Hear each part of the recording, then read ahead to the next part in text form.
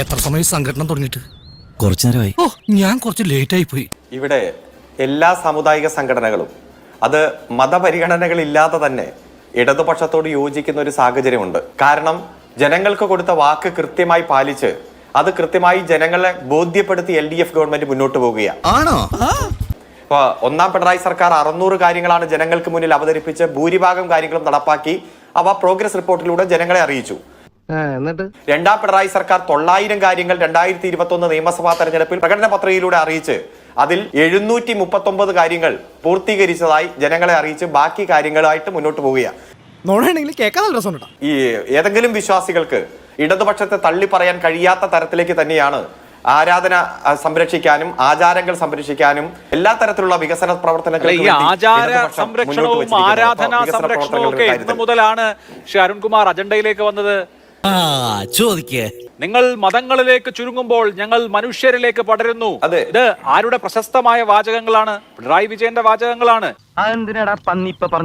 പിന്നീട് വരെ അവസരം കിട്ടിയില്ലെങ്കിൽ നമ്മൾ അന്ന് കണ്ടതിന്റെ ഒരു ശീർഷാസന കാഴ്ചയാണ് ഇപ്പോൾ കാണുന്നത്. അന്ന് പിണറായി വിജയനും നിങ്ങളുടെ പാർട്ടിക്കുമെതിരെ വാളെടുത്തിരുന്ന സുകുമാരൻ നായരും വെള്ളാപ്പള്ളി നടേശനും ഒക്കെ ഇപ്പോ പിണറായി വിജയൻ കൊള്ളാം എന്ന് പറയുകയും ഞങ്ങൾ ആചാര സംരക്ഷണത്തിൽ പ്രതിജ്ഞാബദ്ധരാണെന്ന് നിങ്ങൾ പ്രഖ്യാപിക്കുകയൊക്കെ ചെയ്യുകയാണ്. ഇതാണ് ഞാൻ പറയുന്നത്, ശീർഷാസന കാഴ്ചയാണ്. ഏതെങ്കിലും തരത്തിൽ CPM ആരാധനാ സ്വാതന്ത്ര്യത്തിനെതിരെയോ ആചാരങ്ങൾക്കെതിരെയോ വർത്തമാനം പറയുന്ന കാര്യം ഉണ്ടായിട്ടില്ല. ആരൊക്കെയാണ് ഈ വിധിക്ക് വേണ്ടി സുപ്രീം കോടതിയെ സമീപിച്ചത്? സുപ്രീം കോടതിയെ സമീപിച്ച് മുന്നോട്ട് പോകുമ്പോഴും അതിൽ പരസ്യമായി പ്രതികരണം നടത്തിയ പ്രസ്ഥാനങ്ങൾ ഏതൊക്കെയാണ്? നേതാക്കന്മാർ ആരൊക്കെയാണ്? ഫേസ്ബുക്കിൽ കുറിപ്പിട്ട നേതാക്കന്മാർ ആരൊക്കെയാണ്? പിന്നീട് സുവർണാവസരം വന്നപ്പോൾ ആ സുവർണാവസരം മുതലാക്കണമെന്ന് പറഞ്ഞ് പൊതുസമ്മേളനത്തിലടക്കം പ്രസംഗിച്ച നേതാക്കന്മാർ ആരൊക്കെയാണ്? ഒരുപാട് കാര്യങ്ങളുണ്ട്.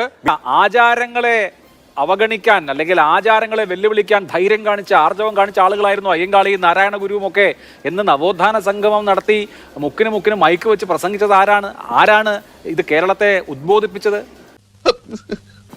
നമ്മളൊരു 5 വർഷം പിറകോട്ട് പോയാൽ മതി, 5 വർഷം പോലും പിറകോട്ട് പോകണ്ട. ഇതിൽ നിന്നൊക്കെ എവിടെ നിന്നാണ് പെട്ടെന്നൊരു ടേണിംഗ് പോയിന്റ് വരുന്നത്? പെട്ടെന്ന് അങ്ങ് ഒരു യൂട്ടേൺ എടുക്കുകയാണ് അരുൺകുമാർ. അതിന് സത്യമല്ലേ? ഇവിടെ ഏതെങ്കിലും തരത്തിൽ CPM മുന്നോട്ട് വെച്ച ഇടതുപക്ഷം മുന്നോട്ട് വെച്ച നിലപാടിൽ നിന്ന് പിന്നോട്ട് പോയിട്ടില്ല. മറിച്ച് എന്താ, ഏതെങ്കിലും തരത്തിൽ ആരാധനാ സ്വാതന്ത്ര്യത്തെയും ആചാരങ്ങളെയും ലംഘിക്കുന്ന തരത്തിൽ ഉള്ള നിലപാട് സ്വീകരിക്കുകയല്ല ചെയ്തത്.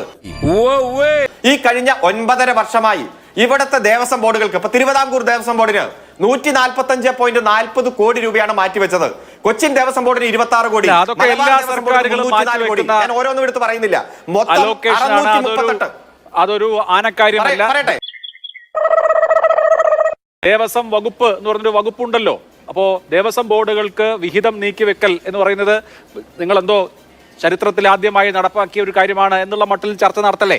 അത് സ്വാഭാവിക നടപടിക്രമമാണ്. ഞങ്ങളെ സംബന്ധിച്ചിടത്തോളം പ്രകടന പത്രികയിൽ പറഞ്ഞ ബാക്കി ബാലൻസ് ഉള്ള കാര്യങ്ങൾ പൂർത്തീകരിക്കണം. 6-7 മാസമേ ഉള്ളൂ. വലിയ സാമ്പത്തിക പ്രതിസന്ധിയിലൂടെ കടന്നു പോകുമ്പോഴും ആ പ്രതിസന്ധി ജനങ്ങളെ ബാധിക്കാത്ത തരത്തിൽ നമ്മൾ മുന്നോട്ട് പോയിക്കൊണ്ടിരിക്കുക. ഇപ്പൊ ബഹുമാനപ്പെട്ട BJPയുടെ പ്രതിനിധി പറഞ്ഞു, മാവേലി സ്റ്റോർ, സപ്ലൈകോ, പെൻഷൻ, ആശുപത്രി. എന്ത് ധാർമ്മികതയുടെ പേരിലാണ് അവർ ഇത് പറയുന്നത്? പെൻഷൻ ഒരൊറ്റ മാസം പോലും കുടിശ്ശികയില്ല മിസ്റ്റർ. അതായത് കേന്ദ്രം നയാ പൈസ അതിന് തരാതെ പെൻഷൻ കമ്പനികൾ തകർക്കാൻ ശ്രമിച്ചപ്പോഴും ആ കുടിശ്ശിക കേരളം സ്വയം വിതരണം ചെയ്തിരിക്കുകയാണ്. അതുപോലെ ആശുപത്രി, അമേരിക്കയെ പിന്നിലാക്കി കുട്ടികളുടെ മരണനിരക്കിലടക്കം ഈ കേരളം കുതിച്ചു മുന്നേറി. അതായത് ഞങ്ങളെ എതിർത്തുകൊണ്ടിരുന്ന മുഴുവൻ ആളുകളും ഞങ്ങളെ അനുകൂലിച്ചു വരുന്ന ഒരു പ്രത്യേക സാഹചര്യം കേരളത്തിൽ ഉടലെടുത്തിരിക്കുന്നു എന്നതാണ് നമ്മൾ ശ്രദ്ധയോടെ കാണേണ്ടത്. ഞങ്ങളെ നിശിതമായി എതിർത്തിട്ടുണ്ട്, ഞങ്ങളുടെ തെറ്റുകൾ ചൂണ്ടിക്കാണിച്ചിട്ടുണ്ട്, ഞങ്ങളെ ശാസിച്ചിട്ടുണ്ട്.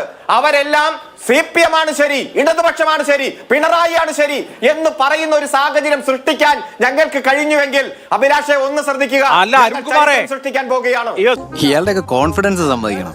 സുകുമാരൻ നായരോ വെള്ളാപ്പള്ളി നടേശനോ അങ്ങനെ പിണറായി വിജയന് മാർക്കിടുന്നത് നവജാത ശിശു മരണ നിരക്ക് 5-ൽ താഴെ ആയതുകൊണ്ടല്ലോ, സപ്ലൈകോയിൽ സാധനം വന്നതുകൊണ്ടല്ലോ, അതല്ല ഏതെങ്കിലും തരത്തിൽ ജനക്ഷേമ പ്രവർത്തനങ്ങൾ നടത്തിയതുകൊണ്ടോ പെൻഷൻ കൊടുത്തതുകൊണ്ടോ അല്ലല്ലോ. ആണോ? ആ കാര്യം പറഞ്ഞിട്ടാണോ മാർക്കിടുന്നത്? ഇവൻ ശരിയല്ല. അവനല്ല ശരിയല്ലാത്തത്, നീയാ. നവംബർ മാസം 1-ന് ഇനി എത്ര ദിവസമുണ്ട്? ഒറ്റ മിനിറ്റ്. ഒരൊറ്റയാൾ പട്ടിണിയില്ലാത്ത നാടായി ലോകത്തൊരു സംസ്ഥാനം മാറുന്നെങ്കിൽ അത് കേരളമാ. താങ്കൾക്കറിയോ? ഞാൻ ചർച്ചയിൽ പങ്കെടുക്കുന്ന എറണാകുളത്ത് നിന്ന് ഇവിടെ ചേരിയിൽ കിടക്കുന്ന 450 പേർക്ക് 50 ചുംബരികളായ പുതിയ ഫ്ളാറ്റ് നിർമ്മിച്ചു കൊടുത്ത് കൈമാറുക അടുത്ത ആഴ്ച. അതായത് ചേരി പ്രദേശങ്ങളില്ലാത്ത നാട്, വർഗീയ കലാപങ്ങളില്ലാത്ത നാട്, അതുപോലെ ഒരു തരത്തിലും സ്കൂളിൽ പോകാൻ പറ്റാത്ത സാഹചര്യമില്ലാത്ത നാട്. എന്നിട്ട് ഉന്നത വിദ്യാഭ്യാസ രംഗത്ത് ലോകത്തിന്റെ ഹബ്ബായി കേരളം മാറുകയാ. കേരള യൂണിവേഴ്സിറ്റിയിൽ ഈ തവണ വിദേശ വിദ്യാർത്ഥികൾ 1620 കുട്ടികളായി 81 രാജ്യങ്ങളിൽ നിന്ന് അഡ്മിഷൻ എടുത്തിരിക്കുന്നത്. അത്രയും വേണം കുറച്ച് കടുപ്പത്തിരിക്കും. കഴിഞ്ഞ ലോക്സഭാ തെരഞ്ഞെടുപ്പിൽ നിങ്ങൾ കേട്ട ആക്ഷേപം ന്യൂനപക്ഷ പ്രീണനം എന്നുള്ളതായിരുന്നു. അപ്പൊ ന്യൂനപക്ഷ പ്രീണനം ഏൽക്കാതെ വരുമ്പോൾ ഭൂരിപക്ഷ പ്രീണനത്തിലേക്ക് പോകുന്നു. അതിനുവേണ്ടി അയ്യപ്പ സംഗമം പോലെയുള്ള പരിപാടികൾ നടത്തുന്നു, സാമുദായിക നേതാക്കളെ പ്രകീർത്തിക്കുന്നു. വെള്ളാപ്പള്ളി നടേശനും മറ്റുമൊക്കെ വർഗീയ സ്വഭാവത്തിലുള്ള പരാമർശങ്ങൾ നടത്തിയിട്ടും അതിനെ കാര്യമായി എതിർത്തില്ല എന്ന് മാത്രമല്ല, ഈ അനുമോദന സമ്മേളനങ്ങളിലൊക്കെ മുഖ്യമന്ത്രിയും മന്ത്രിമാരും ഒക്കെ പങ്കെടുത്ത് അദ്ദേഹത്തെ പ്രകീർത്തിച്ചുകൊണ്ടേയിരിക്കുന്നു. അങ്ങനെ ഒരു പ്രോ ഹിന്ദു ലൈൻ സ്വീകരിക്കുന്നു. അതിന്റെ ഡിവിഡൻസ് നിങ്ങൾക്ക് സമുദായ സംഘടനകൾക്ക് കിട്ടുന്നു എന്ന മട്ടിൽ വിമർശനം വരും. സ്വാഭാവികം. താങ്കൾക്കറിയാലോ 1931 ഗുരുവായൂർ സത്യാഗ്രഹം. ഉശിരുള്ള നായർ മണിയടിക്കും, ഇലനക്കി നായർ മുഖത്തടിക്കും എന്ന് പറഞ്ഞ് ക്രൂരമായ മർദ്ദനം നടക്കുമ്പോഴും ആ ഗുരുവായൂർ അമ്പലത്തിൽ കയറി മണിയടിച്ച നേതാവിന്റെ പേര് സഖാവ് കൃഷ്ണപിള്ള എന്നതാണ്. കണ്ണൂർ കണ്ടോത്ത് കുറുവടി കൊണ്ടും ഉലക്ക കൊണ്ടും അടിച്ച് AKG മരണപ്പെട്ടു എന്ന് വിചാരിച്ച് അക്രമികൾ തിരിച്ചുപോയത് നമുക്കറിയാം. അമ്പലത്തിൽ പ്രവേശിക്കാനും വഴി നടക്കാനും വേണ്ടിയിട്ടുള്ള അവകാശമാണ്. അതുപോലെ ഇവിടുത്തെ വർഷിപ്പിന്റെ പ്ലേസ് സംരക്ഷിക്കാൻ വേണ്ടിയിട്ടുള്ള നിയമ പോരാട്ടം പരമോന്നത നീതിപീഠത്തിലടക്കം നടത്തിയത് ആരാ? ഇടതുപക്ഷമല്ലേ? ഈ കഴിഞ്ഞ 9.5 വർഷമായി ഒറ്റ വർഗീയ കലാപങ്ങളില്ലാതെ ഒരു മതവിദ്വേഷമില്ലാതെ ഈ നാടിനെ നയിക്കുമ്പോഴും 650 കോടി രൂപ ദേവസ്വം ബോർഡിന് വേണ്ടി മാറ്റിവെച്ചത് LDF സർക്കാരാണ്. ഹജ്ജ് തീർത്ഥാടനവുമായി ബന്ധപ്പെട്ടുകൊണ്ടും കോടിക്കണക്കിന് രൂപ മാറ്റിവെച്ച് എല്ലാ തരത്തിലുള്ള വിശ്വാസങ്ങളെ സംരക്ഷിക്കാൻ നേതൃത്വം കൊടുത്തുകൊണ്ടിരിക്കുന്ന LDF ഗവൺമെന്റിനെ കുറ്റപ്പെടുത്താൻ വർഗീയ ലക്ഷ്യത്തോടെ നിരവധി ആളുകൾ ഇറങ്ങിത്തിരിക്കുമ്പോൾ അത് തെറ്റാണ് എന്ന് കണ്ടെത്തി പലരും ഇടതുപക്ഷത്തിന് പിന്തുണ കൊടുത്തു വരുന്ന സാഹചര്യത്തെ ഞങ്ങൾ സ്വാഗതം ചെയ്യും. ഏതെങ്കിലും ഒരു വാക്ക് പാലിക്കാൻ, ജനങ്ങൾക്ക് വേണ്ടി നിലകൊള്ളാൻ ഈ UDF-നോ BJP-ക്കോ കഴിഞ്ഞിട്ടുണ്ടോ? ഇപ്പൊ ഈ അടുത്ത ദിവസം BJP-യുടെ അഖിലേന്ത്യാ കമ്മിറ്റി മെമ്പറോ ബാഹുലേയൻ വന്ന് CPM-നോടൊപ്പം ചേരുകയാണ്.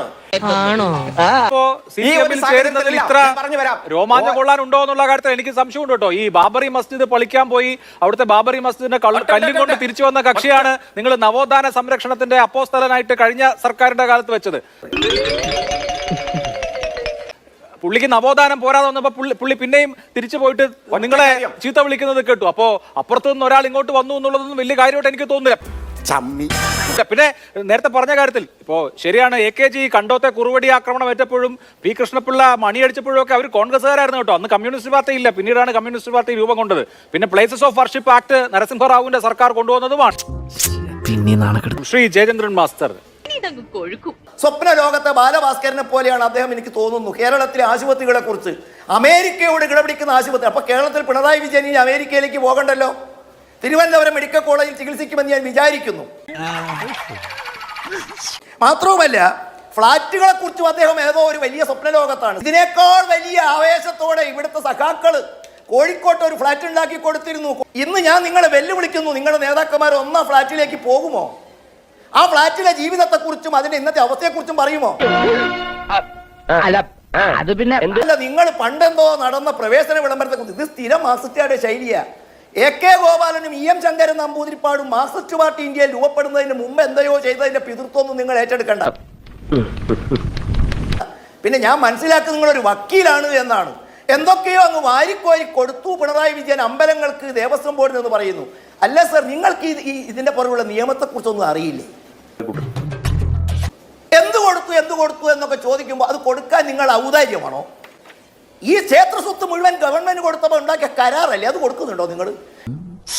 എന്താ ഉറക്കം വരുന്നു. ഇനി കൊടുത്തതിന് എന്താണ് സാർ? ഞാൻ ചോദിക്കട്ടെ, കേരളത്തിലെ ദേവസ്വം ബോർഡിന്റെ വരവ് ചെലവ് കണക്കുകൾ ഓഡിറ്റ് ചെയ്തിട്ട് എത്ര കാലമായി മിസ്റ്റർ അരുൺകുമാർ? വരവ് ചെലവ് കണക്ക് ഓഡിറ്റ് എത്ര വർഷമായി? ഓഡിറ്റ് റിപ്പോർട്ട് ഉണ്ടോ? എണീറ്റ് വരണ്ടേയിരുന്നു. അതുകൊണ്ട് നിങ്ങൾ ആരുടെ കാല് പിടിച്ചാലും നിങ്ങളുടെ തനി സ്വഭാവമൊക്കെ ആൾക്ക് അറിയാം. തള്ളി മറച്ച് ചാനലിൽ വന്നിരുന്നു പറയുന്നതും ജനങ്ങൾ അനുഭവിക്കുന്നതും തികച്ചും വ്യത്യസ്തമാണ് മിസ്റ്റർ അരുൺകുമാർ. ഇനി ഇവിടെ നിന്ന് അഴിവണ്ടാവാ, നമുക്ക് അങ്ങോട്ട് മാറിയിക്കാം. തൽക്കാലം ഇത്രയും മതി. വരട്ടെ.